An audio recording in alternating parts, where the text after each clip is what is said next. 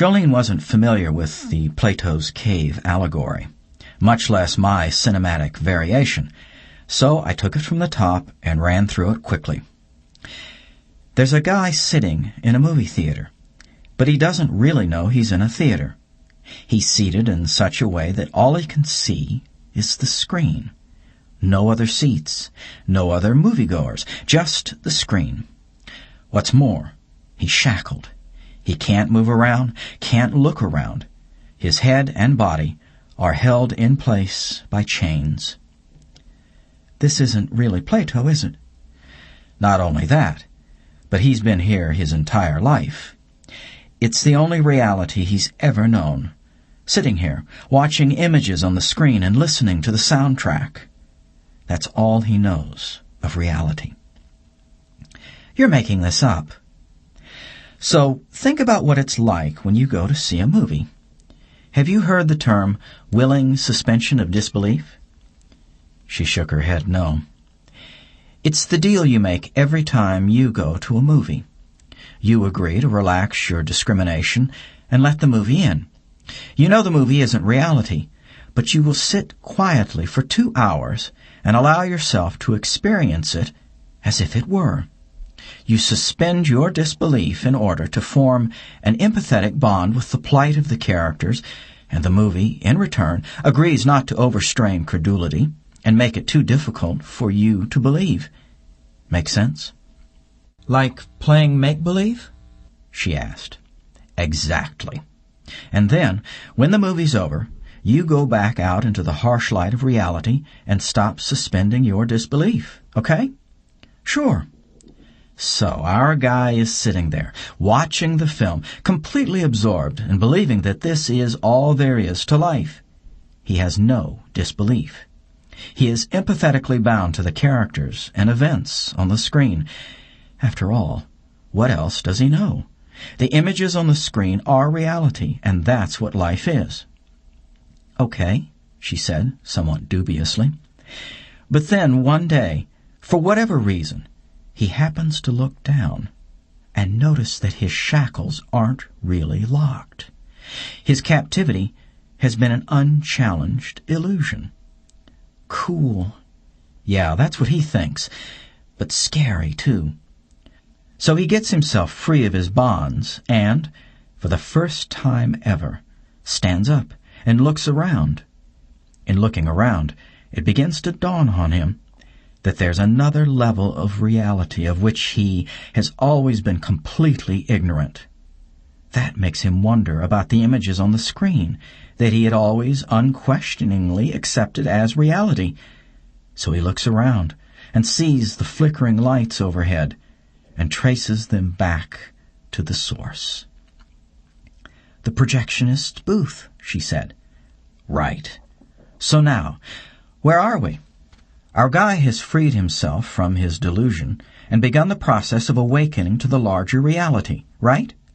She nodded. He's looking around inside the theater, exploring this new, realer reality, right? She nodded. In this dark theater, he has always been watching the light, right? The light reflecting off the screen. But now he sees the source of the light, the source of the images he mistook for reality before. So now he identifies the projectionist's booth as the true source of reality, since that's where the light is coming from, the only light in the whole place. Come on, said Jolene, feeling that I was stretching it. Hey, it's a wake-up story, not a bedtime story. If you've got a problem with it, talk to Plato. Okay, go ahead. You get the point, right? The guy is in his first stages of breaking free and discovering the truth. He's seeing that what he always thought of as reality was just a two-dimensional trick of light and shadow. He's pulled back the curtain and revealed the wizard. Yeah, I get it, she said, smiling, indulging me. Delusion, I cried. I get it, she said, giggling. Okay.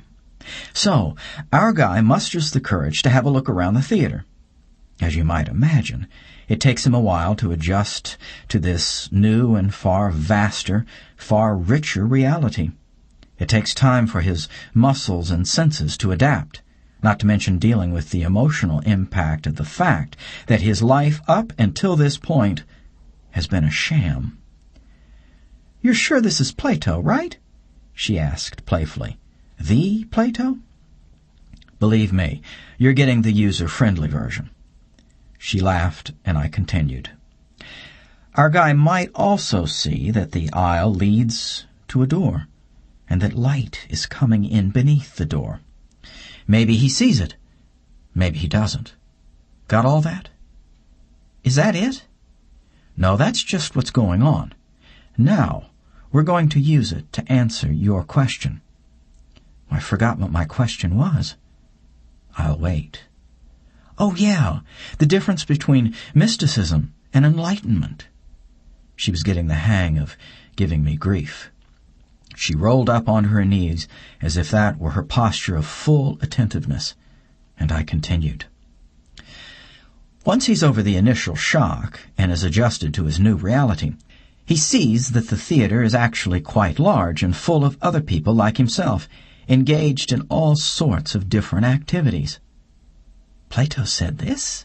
she asked. "No, this is me talking now. Plato didn't have this much fun with it. What we're seeing now is that there are a lot of people in the theater engaged in a lot of different activities," she sassed. "Oh, really?" I sassed back. "What sort of people? What sort of activities?" She was a bit perplexed. "I don't know. It's your theater," she said. "It's yours now," I replied. So she gave it some thought.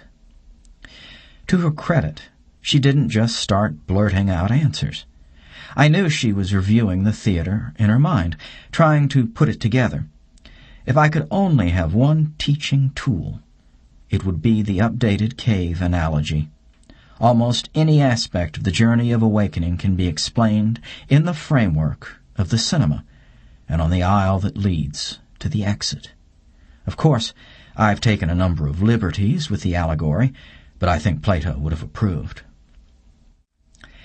"Yamamoto Roshi is in the theater," she stated with certainty. "Okay. What's he doing?" "Teaching?" "Teaching who?" "Me?" "I don't know, Jolene. Why did you go to see him? Why are you here with me? Why aren't you off buying clothes with your girlfriends or sharing a malted with your best guy?" "Because I'm not fooled by the images on the screen anymore?" She made a question of it and was watching me, wanting to be told. "You tell me," I said. She thought about it for a while before speaking. "When I was 15, I was sitting in church with my parents, and I just had this totally powerful, amazing thought. I was looking at the backs of all these heads in the pews in front of me, and it just dawned on me that they were like cows, like cattle, like they weren't really human beings, like they were just cows that were pretending they were people. Well, I thought it was so funny. I started giggling uncontrollably, and I had to pretend I was coughing and sneak out the back. My mother was really mad." She paused, maybe only putting it together for the first time. "But the thing is, it never really stopped. I still see almost everyone that way. My teachers, my family, my friends. It's like they aren't really awake. Or like they just don't get it. Or like they're not really there." She paused again, thinking before speaking. Always a good sign. "That's why I started going out to your house last year. That's why I went to hear Yamamoto Roshi. I wanted to be around people who didn't seem like they had been taken over by aliens. Am I weird or something? It seems to me like I'm the sane one and everyone else is insane, or like I'm awake and they're all asleep. But thinking that way sounds like the definition of insanity." I remembered that during her impassioned plea for me to treat her seriously that she had said, "I don't want to be just another but didn't finish the thought. Now I knew what she wanted to say. Cow. You worry about that? I asked. Well, I think about it a lot. It's always with me. I feel like I'm not a part of the world anymore, that like somehow I just fell out. Let's use the theater analogy some more, I said. I didn't mention it earlier, but when our guy first got out of his chains and stood up, one of the first things he saw was that the theater was full of other people, all the people he loves and cares for, held in place by the same unlocked chains, and watching the same images on the screen like that's all there is. Okay? Okay. What does he do? She answers without hesitation. Tries to help them. Get them to, snap out of it. Wake up. Undo their chains and look around. See what's really going on. Is that what you did? Yeah, kinda. That's when I started wondering if I was losing it. I tried talking to my mom and some of my friends and even my brother, but they all just treated me like I was being goofy. Earth to Jolene, that sort of thing. I stopped talking about stuff when they started getting annoyed and rude about it, like it was threatening to them or something. Just a little heads up, Jolene. People don't like to have their version of reality fucked with. Try it if you still need to get it out of your system, but prepare yourself for unpleasant results. She didn't blink at the strong language. I'm not reluctant to speak forcefully when the need for emphasis warrants it. Steering someone away from their altruistic impulses at this early stage warrants it. I was lying on my back at this point, eyes closed, soaking up the sun. So, what's the difference between mysticism and enlightenment? I asked her. She took her time. Several minutes elapsed, during which I had drifted into a light doze. Then, to my delight, she answered the question correctly. I have no idea,